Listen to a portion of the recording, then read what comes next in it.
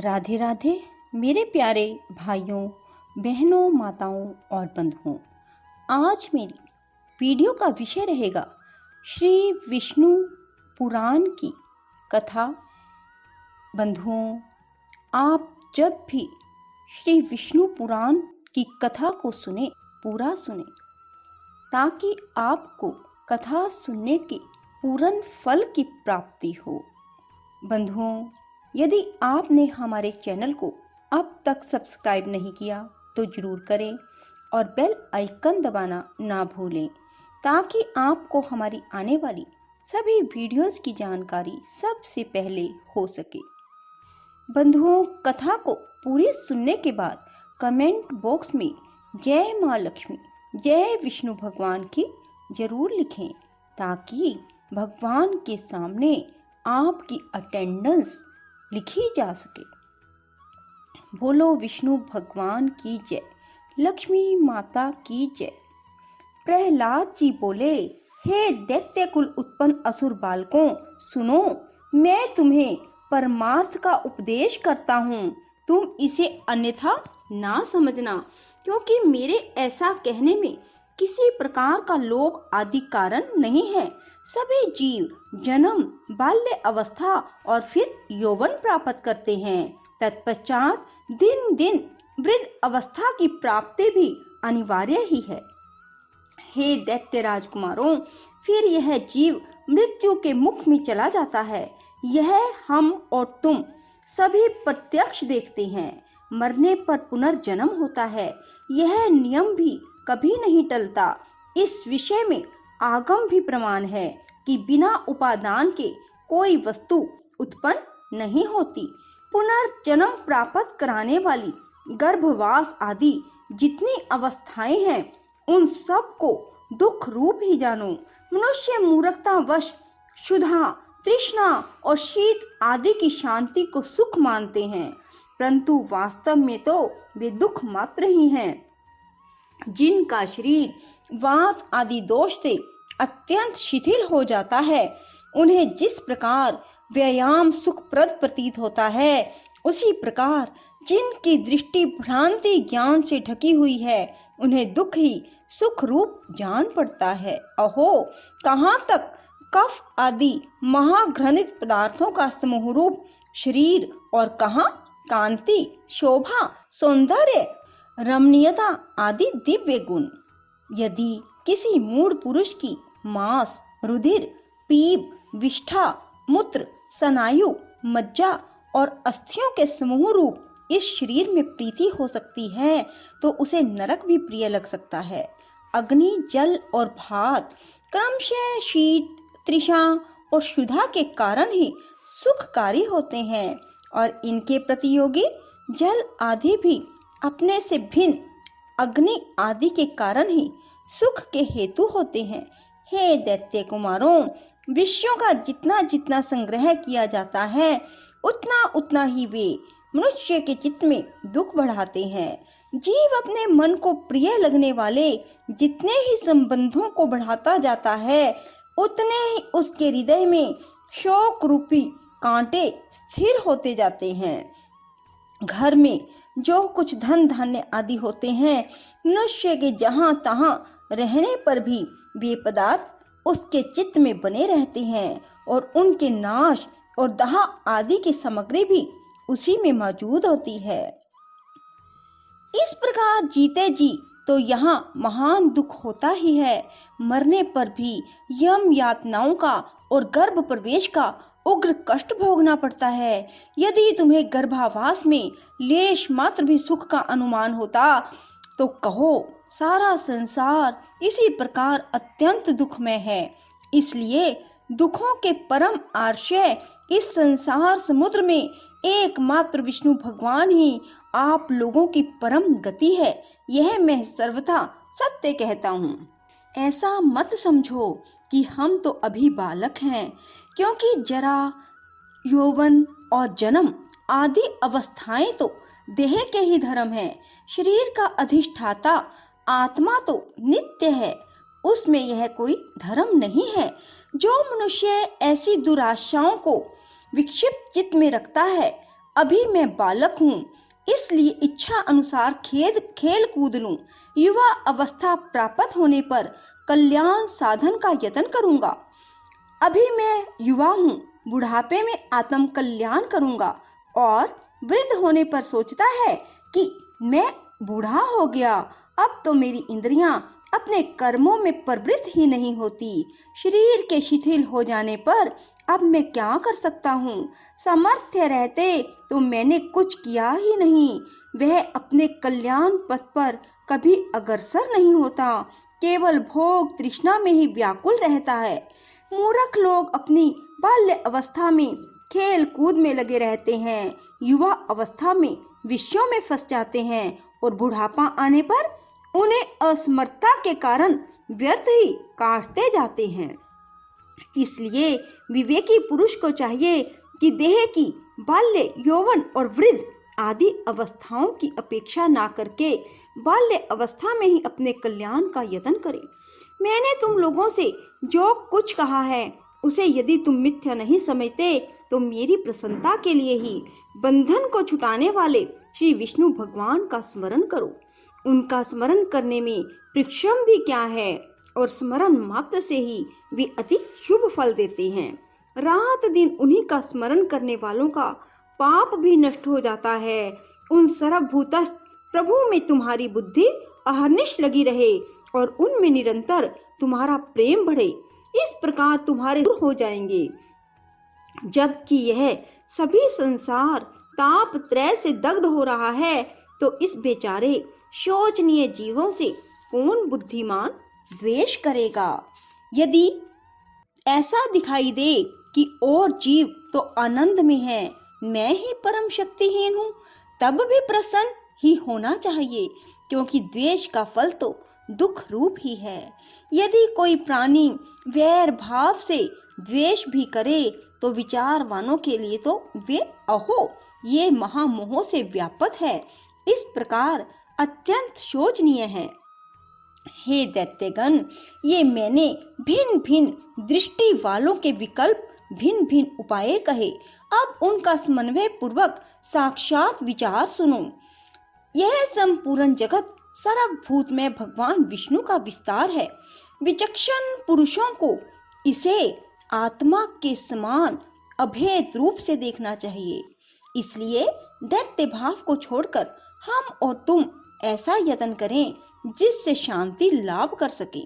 जो अग्नि, सूर्य, चंद्रमा, वायु, मेघ, वरुण, सिद्ध, राक्षस, यक्ष, दैत्यराज, सर्प, किन्नर, मनुष्य, पशु और अपने दोषों से तथा ज्वर, नेत्र रोग, अतिसार, प्लीहा और गुल्म आदि रोगों से एवं द्वेष, ईर्ष्या, मत्सर, राग, लोभ और किसी अन्य भाव से भी कभी क्षीण नहीं होती, और जो सर्वदा अत्यंत निर्मल है उसे मनुष्य अमल स्वरूप श्री केशव में मनोनिवेश करने से प्राप्त कर लेता है। हे दैत्यों, मैं आग्रह पूर्वक कहता हूँ, तुम इस संसार के विषयों में कभी संतुष्ट मत होना।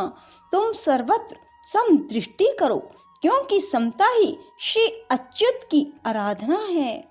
उन अच्युत के प्रसन्न होने पर फिर संसार में दुर्लभ ही क्या है।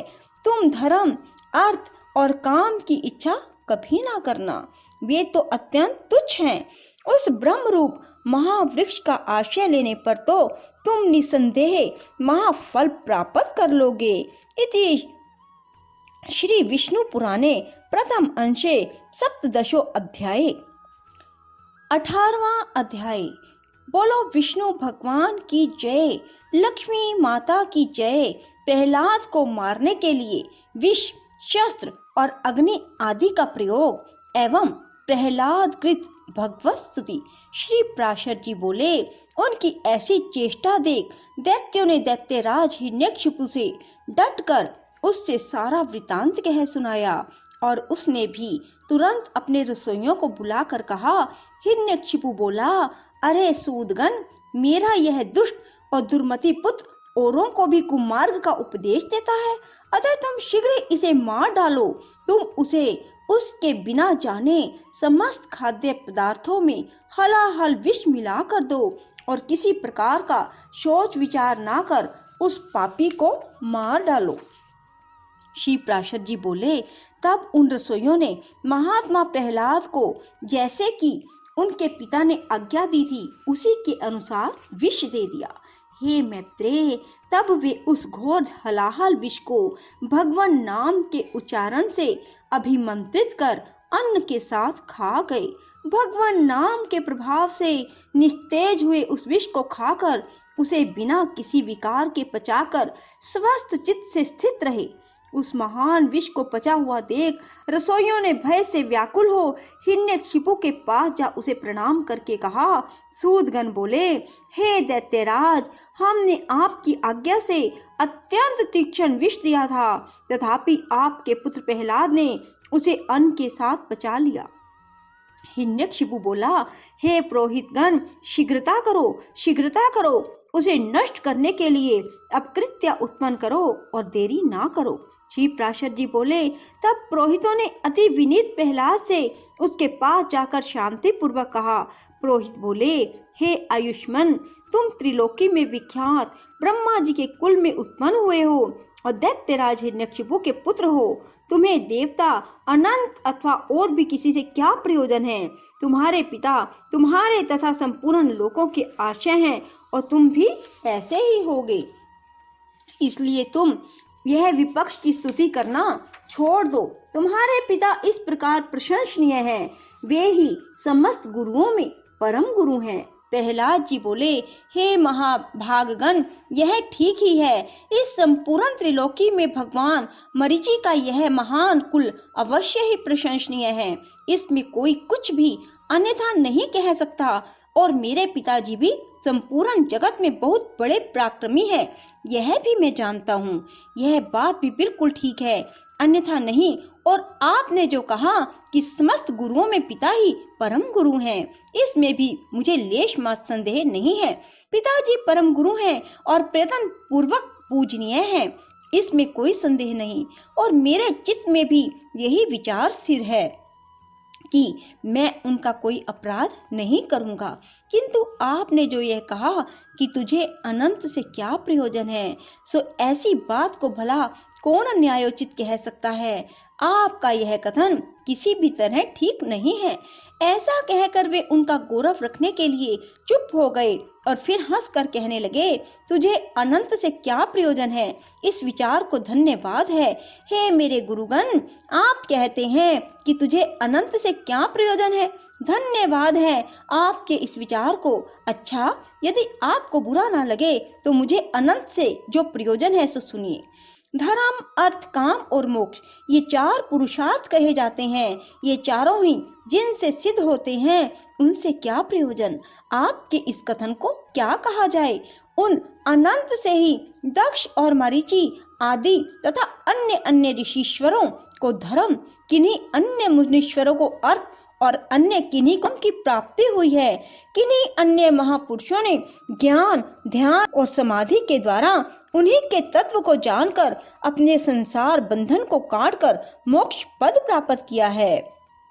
अतः संपत्ति, ऐश्वर्य, महात्म्य, ज्ञान, संतति और कर्म और मोक्ष, इन सब की एकमात्र मूल श्री हरि की आराधना ही उपार्जनीय है।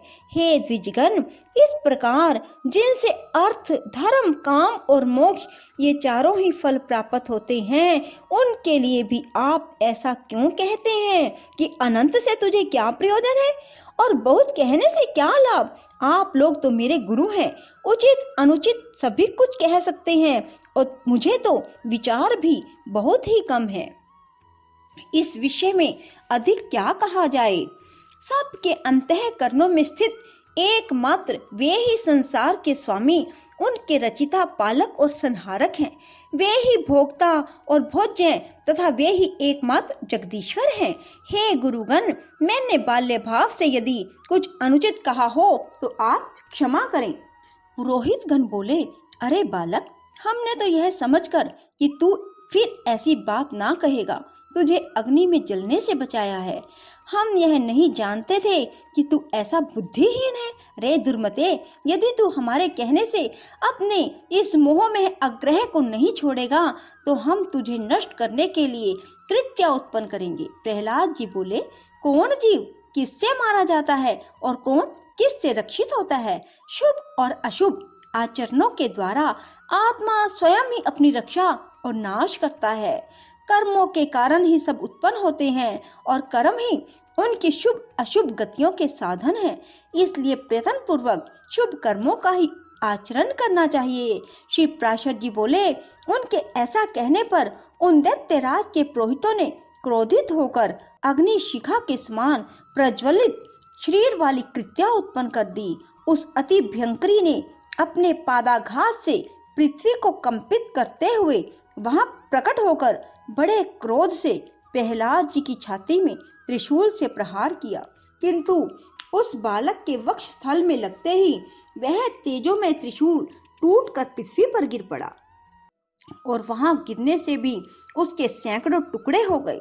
जिस हृदय में निरंतर अक्षुण्ण भाव से श्री हरि भगवान विराजते हैं, उसमें लगने से तो वज्र के भी टूक टूक हो जाते हैं। त्रिशूल की तो बात ही क्या, उन पापी पुरोहितों ने उस निष्पाप बालक पर कृत्या का प्रयोग किया था, इसलिए तुरंत ही उसने उन पर वार किया और स्वयं भी नष्ट हो गई। अपने गुरुओं को कृत्या द्वारा जलाए जाते देख महामती प्रहलाद, हे कृष्ण रक्षा करो, हे अनंत बचाओ, ऐसा कहते हुए उनकी ओर दौड़े।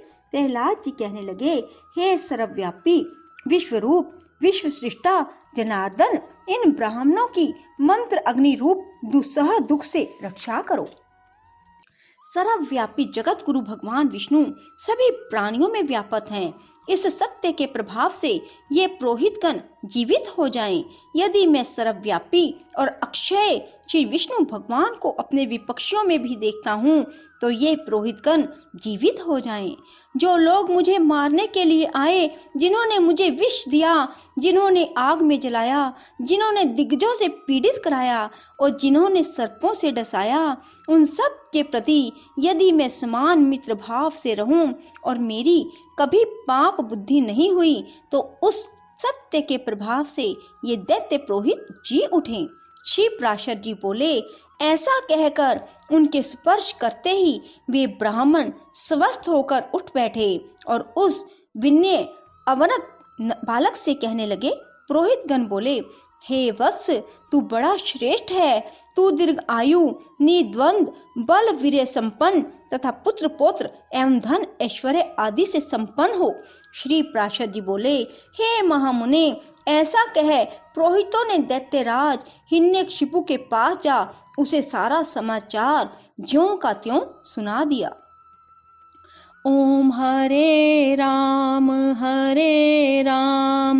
राम राम हरे हरे, हरे कृष्ण कृष्ण कृष्ण हरे हरे। राधे राधे, जय श्री कृष्णा। बंधुओं, यदि आपको हमारी वीडियो पसंद आए तो इसे लाइक करें और शेयर भी जरूर करें। धन्यवाद।